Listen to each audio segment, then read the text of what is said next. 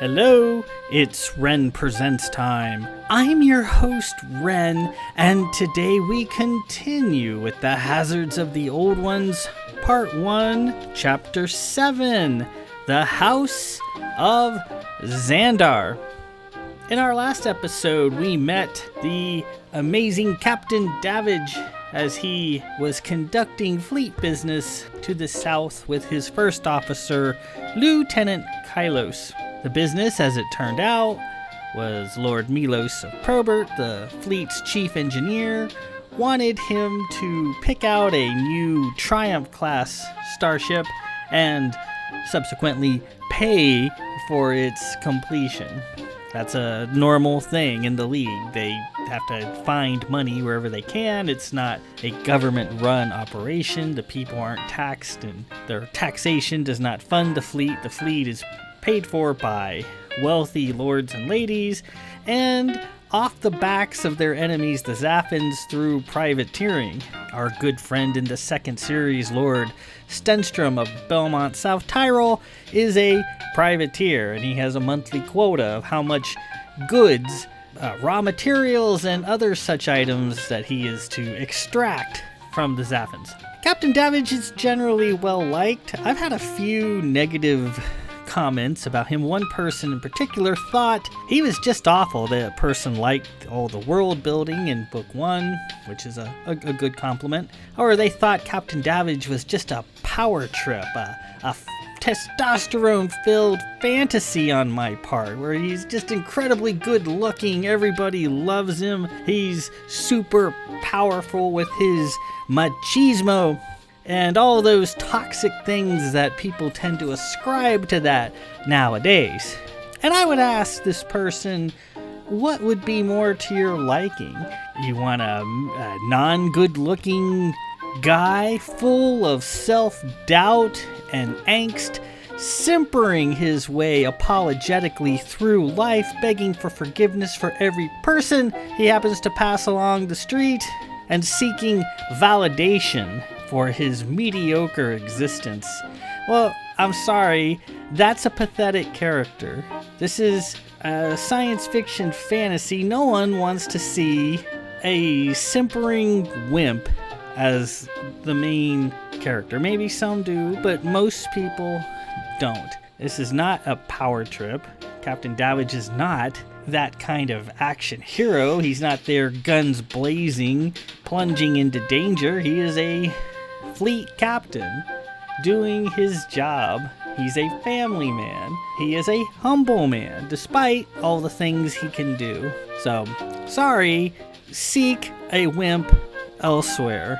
This week, we get into some of the meat of the story. We get a major plot point. So far, it's been a slow burn. We've been meeting the various characters and players on both sides, both the good side and the bad side, as the story unfolds. Once again, this is a long story. This is over 400 pages, and we're only in page 68 at this point. And I've taken my time introducing the characters, hoping to build some credibility, some sort of rapport with the readers. This chapter, though, we get a plot point. We get into the meat of the story, and I thought it was pretty cool when I wrote it. We'll see what you think. So let's begin immediately. I am ready to go. It's almost midnight, the witching hour. There's a nice quarter moon on the horizon. I just got done chasing some raccoons out of the backyard. I'm pumped for this read. So let's begin. Part 1, Chapter 7, The House of Xandarr.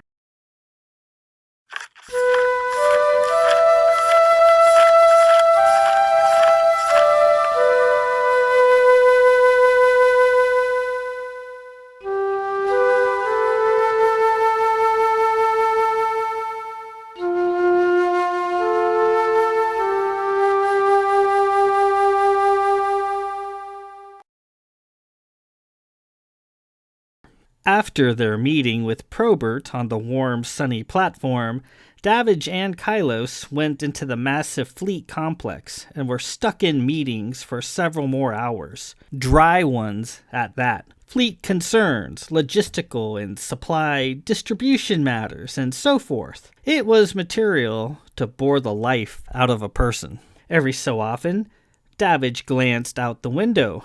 Outside, his rip car sat in the vast yard, gleaming with afternoon sun, along with the various other fleet craft, other rip cars, larger transports, small fighter craft, suborbitals, and so forth. Soon, he and Kai will mount it and head north, home to the mountains and black rivers, to his village and castle.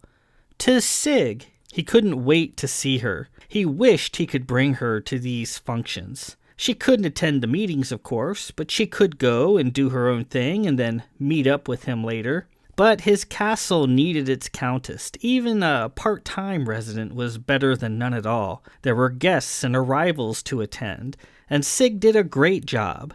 She was still getting the hang of League society and was trying her best, rolling with the punches. Seeing her little green eyes flaming like two pinwheels on a creamy landscape after Carahill hit her with that pie was probably the funniest thing he'd ever seen. Any other countess would have been mortified into seclusion over such a thing, but not Sig. She went the rest of the evening with pie on her face like it wasn't even there, making all the guests look her in the eye and deal with it. Ah, Sig.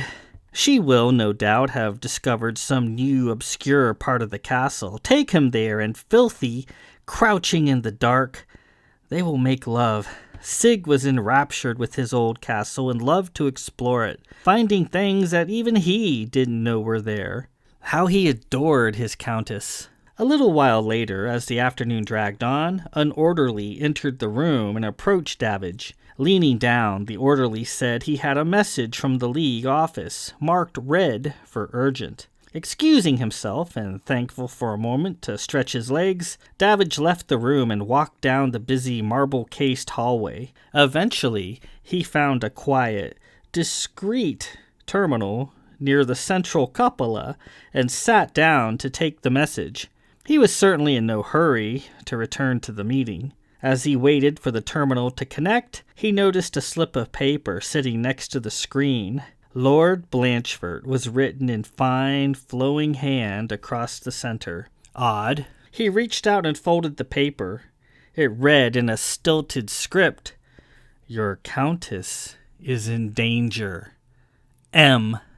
As he pondered the meaning of that statement, the screen came on. His message was not from the League office. It was the House of Xandarr. He was used to getting messages from the Princess Marlith of Xandarr, his old enemy and former fiancée. He was to marry her long ago. Their proposed wedding was a very public and celebrated event that promised to unite the League and their old enemies, the Zappins, once and for all. Due to a complicated series of events, the wedding never happened, and fleeing from her side, Davage never saw her in person again. Her mind zen-lawed with his. Marlith became angry and spiteful, and they became frequent combatants, tangling in wild, cursing battles in space. Davage the usual victor, Marlith always escaping to try again another day. Still, they had loved each other, and Marlith often contacted him in private, and they sullenly stared at each other over the viewing screens.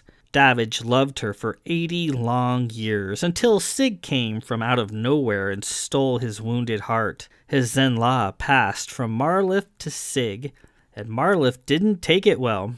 She didn't take it well at all, and she savagely attacked, recruiting a sect of rebels and malcontents to assist her called the Fanatics of Nals. Sig, taking matters into her own hands, apparently killed Marlith and the Fanatics in the rain and mud of distant Gelt, nearly losing her mind in the process. He'd not heard from Marlith since the terrible battle aboard the Triumph, where Sig, initially subdued and tortured by the Fanatics of Nals, rebounded and killed them all.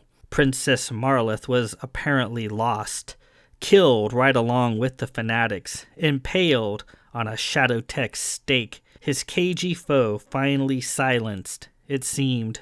There on the screen was House Xandarr, the whole Xandarr clan as far as Davage could determine, was sitting there at a vast feasting table in a grand Zaffin hall. There were no walls, just arched pillars opening up to an arid outdoor expanse. The sky on the distant mountainous horizon was a soft purple, a telltale feature of the planet Xandarr, their fief and great holding. At the front of the table was King Xandarr of Xandarr, the family patriarch. Across from him sat Xanthippe, his queen, and behind them were 9 of their children. They sat at the grand table as if ready for a sumptuous feast. A small house cat lazily wandered about the legs of the table, waiting for crumbs to fall. Xandarr and Xanthippe smiled broadly. They wore exotic light veils of red, pinks, and purples in the Xandarr style, rather as Marlith once was prone to wear. Like Marlith, their airy veils did not fully account for modesty, with the king and queen's nude bodies quite exposed beneath them.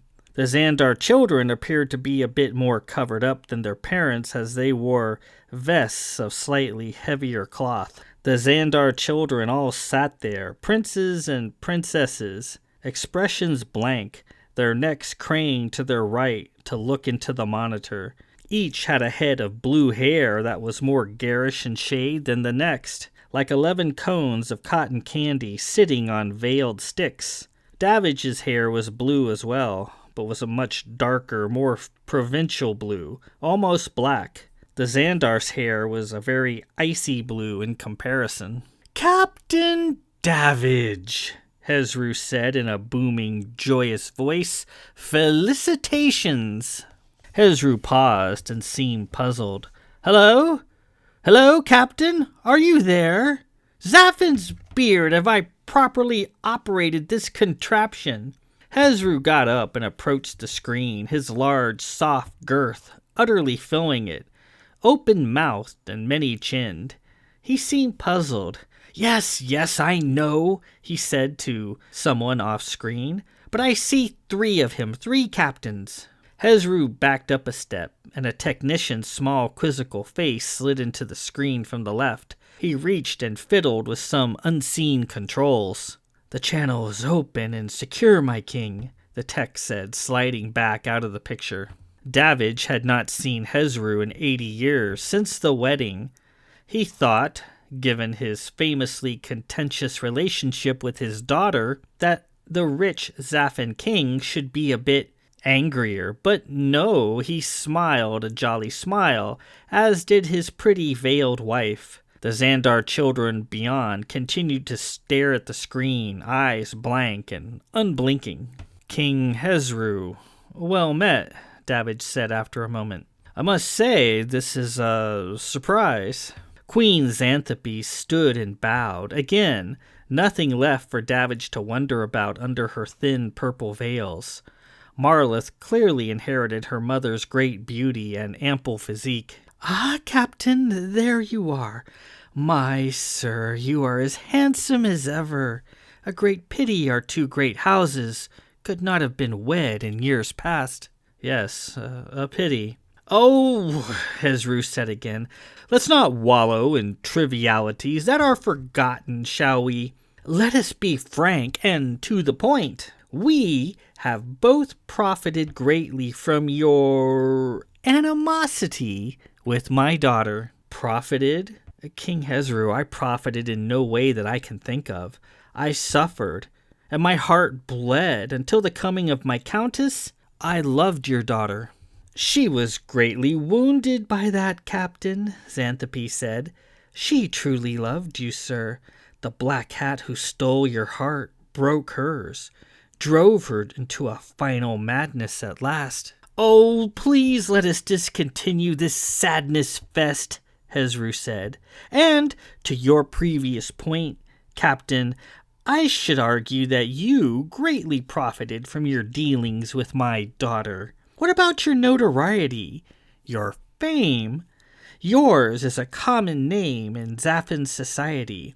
You, sir, are the subject of many Zaffin poems and stories, right along with my daughter, the doomed lovers. They fought, yet they loved. Ah, very romantic, and again, very profitable. Davage shook his head, not quite sure what to make of this. So, King Hezru, what can I do for you today? Marlith is dead, and I am sorry for your loss. Captain, Marlith did our name proud. She fought you. House Xandarr fought you, and we have become rich. The Black Hats took everything we had after the damn Triumph affair several years ago, and your lore has made us rich a second time. You grieve not for the loss of your daughter? She lived long. She made a great name for herself, and she made her house a vast sum of money. Davage had had enough. Good king, I must away. I've duties to attend. Care you not to hear our request? Hezru asked. Care you not to conduct a matter of business? Davage shrugged. Fine then, I will give ear, but please, be swift. Hezru slapped his ample belly. We wish the hostilities to continue, Captain. We wish to continue meeting you in combat. There are further riches to be made. Isn't that delightful? And how so? Marlith is dead. Queen Xanthopy stood, excited. Let us show you, Captain. Let us show you. She bounced away from the table, her veil streaming in light, and disappeared from the screen. Soon she reappeared with a small, blue-haired girl. Allow me to introduce my youngest daughter, Princess Rock. The girl stared at the floor, apparently painfully shy.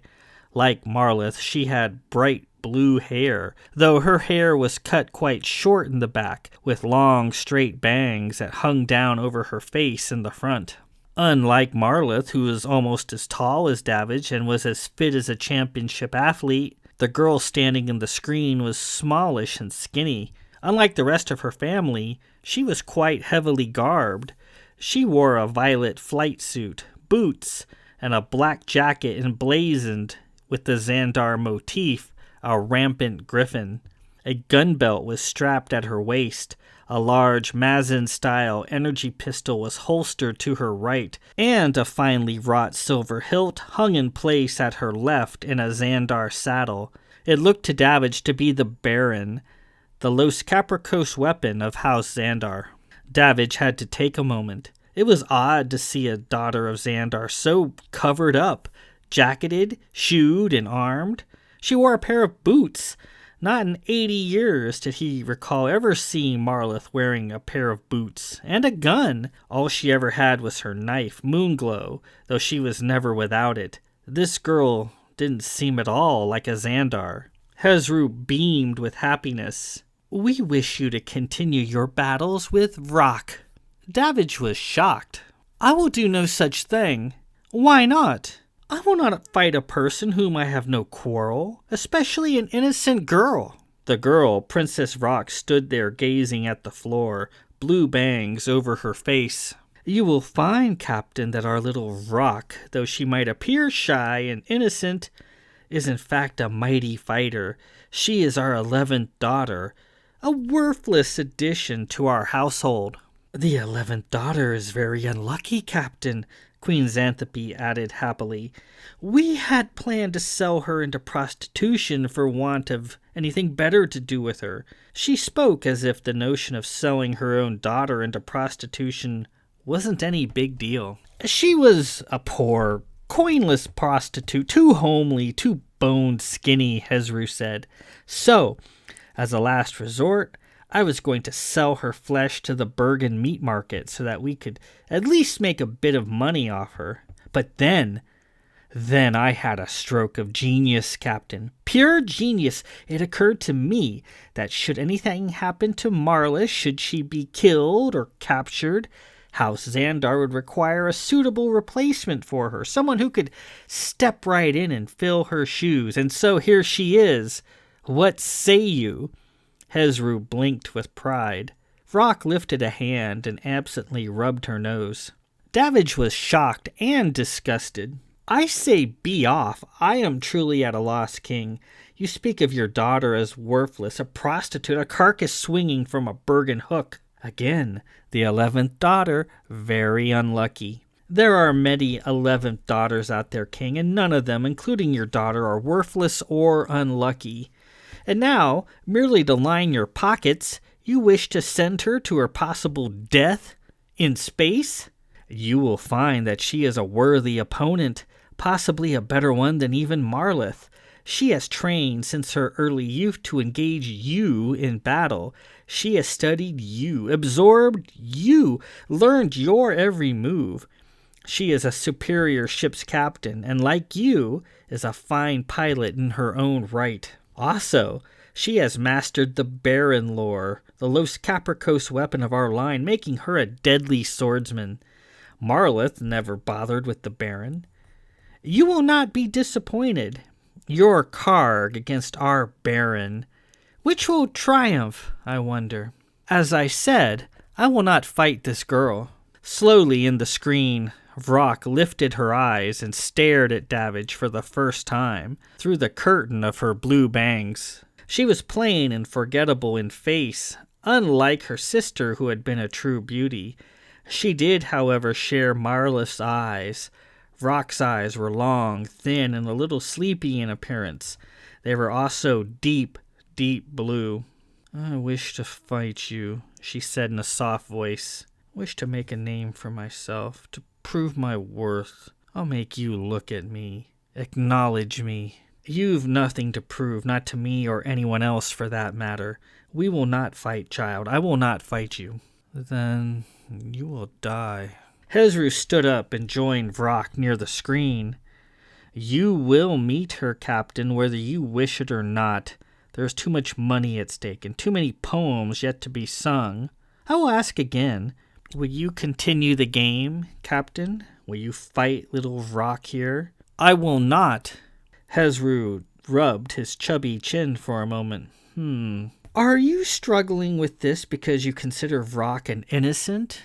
Is that it? I am a fleet captain, King. I do not fight for personal reasons, for wealth or vanity. I fight as my duty calls. I fight to defend life, to defend it from Zaphans like you who seek to take it. Oh, Hezru said, a little insulted. I see, always that damned league righteousness, always the promise.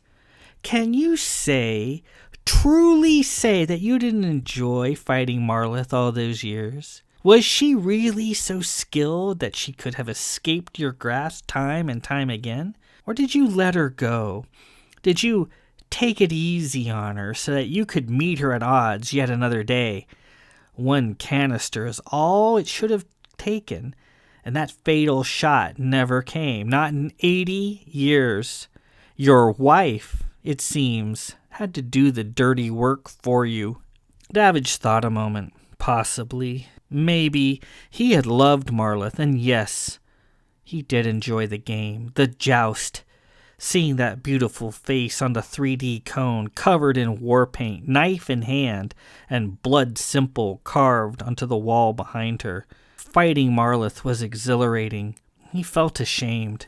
And, Captain, if our little Vrock here suddenly became a pressing threat, what say you then? You would dangle the soul of your daughter over the abyss. Princess Vrock, I implore you, find your own path. If you are skilled and you are mighty, then I congratulate you on what you have made of yourself. Make your own way. Be your own person. Vrock shuffled a bit and looked down at the floor again. You will die by my hand, or I by yours. And if I must shake a few trees to get you to face me like a man, then I will do that. Such blood will be on your hands if you choose to go the coward's route. Hezru came forward and clapped Vrock on the shoulder, her gun belt jangling. You do us proud, Princess. Be advised, Captain, do not underestimate her, for she is deadly. And unlike Marlith, Vrock has nothing but hatred for you. Vrock looked up and approached the screen. She looked intently, studying Davage, taking in all of his features. With Vrock's long, sleepy eyes filling the screen, it went black. Can you imagine? Kai yelled as the Ripcar tore across the sky, the mountains looming in the far distance. Her wind-blown brown hair sailed in the slipstream. Being some poor Zaffin slob and having to trot home and tell your mates you just got handled in space by the Marionette. Those are the worst ship names I've ever heard. Davage stood at the throttle, the blue tail of his long hair whipping this way and that. I don't know. They had a bit of style to them, possibly. Kylo sat there, shaking her head. So tell me about this message you received. You're saying that the House of Xandarr wants to continue fighting you? That appears to be the case, yes. Apparently they made great profits during all the years Marlith and I fought. They do not wish to well to run dry, with Marlith apparently dead and all. They weren't upset that she's gone? Only for their loss of capital, it seems. Well, what do you think? You think this sister of Marlith will make any noise? Well, it's hard to tell. They claim she is a fine captain. She certainly appears motivated. She appears not to like me much. Does she wear clothes? Actually, she does. Jacket, gun, boots, and all. Kai was a little shocked. Boots? Well, she wants to come, then let her. I must admit, I miss fighting with Marlith. Those were some good, straight-up battles.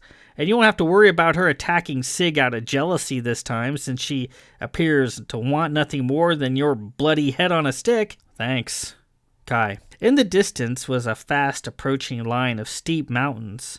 Written in a series of small but bright dots on the face of several of the outlying peaks was, "Remember, things tend to work themselves out."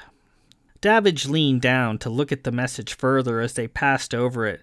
Davage pitched the Ripcar down a little as the updraft from the approaching mountains jostled the ship. Dav, did you see that? See what? That message we just passed over. No. I saw several comm relay stations several miles away. I saw several hikers climbing the mountains due east, and I'm afraid to say Carahil has run one of Sig's gowns up the Josephina Tower flagpole again. Oh, you saw all that, but you didn't see the message and lights right in front of us? No. You drank a little too much of that horrid fleet ale? Well, yeah, but I usually don't hallucinate when I'm drunk. Davage reduced the throttle a little. Back to our previous topic. I feel a little unclean about this whole notion of fighting with a girl for no other reason than her family wants to make money off the spectacle. Perhaps she'll grow bored of such intrigues, find a good mate, and pass the baton. You said she wasn't all that great looking. What difference does that make? There are other things to consider, Kai, beyond the merits of a pretty face. Perhaps she has great wit. Great wit. Great wit gets you nowhere. Look at Lord Probert. What about him? There's no wit greater than his in the league, and look, in love with Lady Poe and can't get a second glance from her. So much for great wit. Apparently, she places a lot of stock in a great face. Yes, and I'm going to have a long talk with her about that. In any event, I've no desire to see this Princess Vrock ever again. Davage looked at Kai and gave her a nudge. I believe I might owe you an apology. Why, Dav? Today, when Lord Probert asked me to pick out a ship, I automatically assumed you'll be coming with me. I should be more mindful. Do you feel you're ready to strike off on your own? Shall we to the Admiralty, where you may argue your case to become a ship's captain? Well, you need money to do that.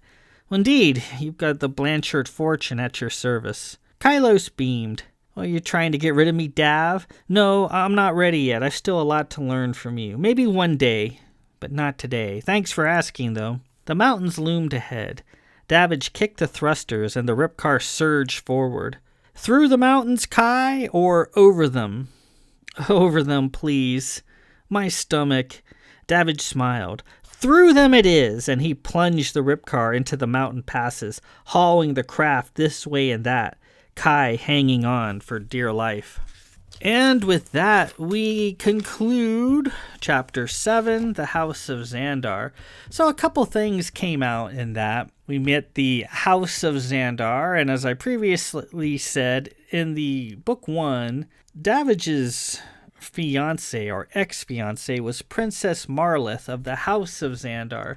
Davage's father Lord Sadric, was a man about town, and he was sick and tired of the constant League Zaffin hostilities. He wanted to see an end to these wars, these lost lives in space, and he proposed the League and the Zaffin Armada, who are basically outcasts from the League, who they're all League families who decided to leave the League, should try to reunite. And he thought the best way to do that was with a wedding.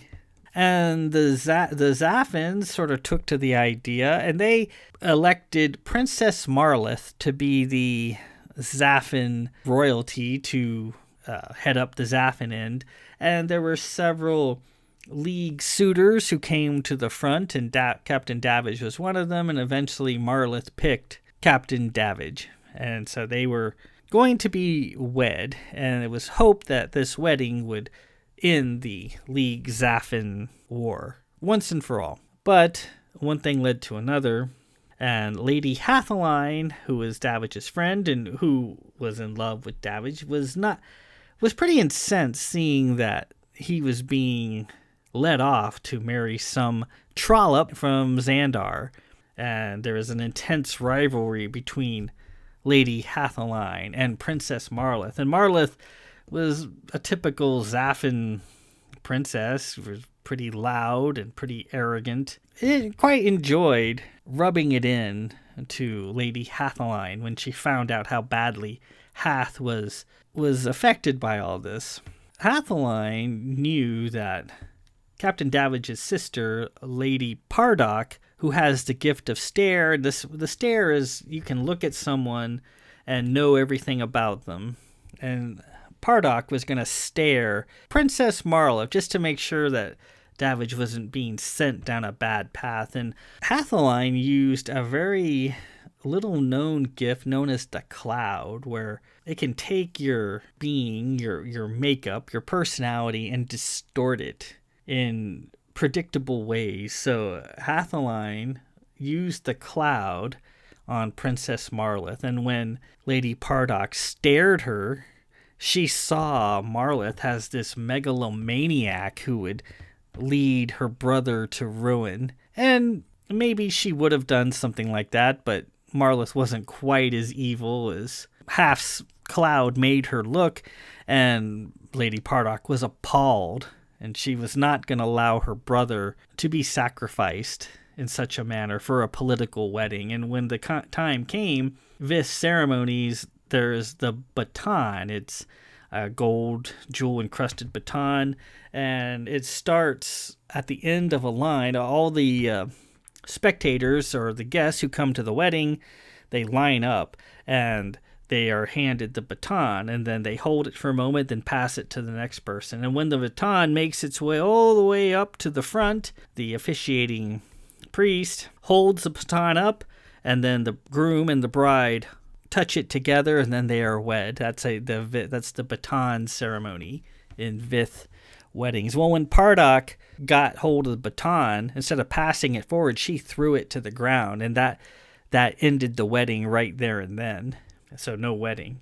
And that's when Princess Marlith, in revenge, became Captain Davage's enemy. Anyways, that's what King Hezru was talking about. Their various battles in space made the House of Xandarr a lot of money over the years. It was a popular sort of thing, a popular story in Zaffin space. When Sig apparently killed Princess Marlith, that came to an end, but according to King Hezru, he wants the hostilities to continue, and he has a younger daughter named Princess Vrock, who's small and kind of homely. She's not at all like Princess Marlith was, who was tall and lithe and beautiful.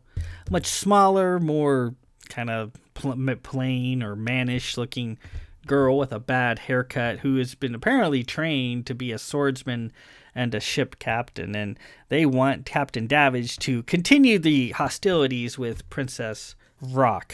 And of course, Captain Davage is suitably appalled. He's like, I'm not going to do this.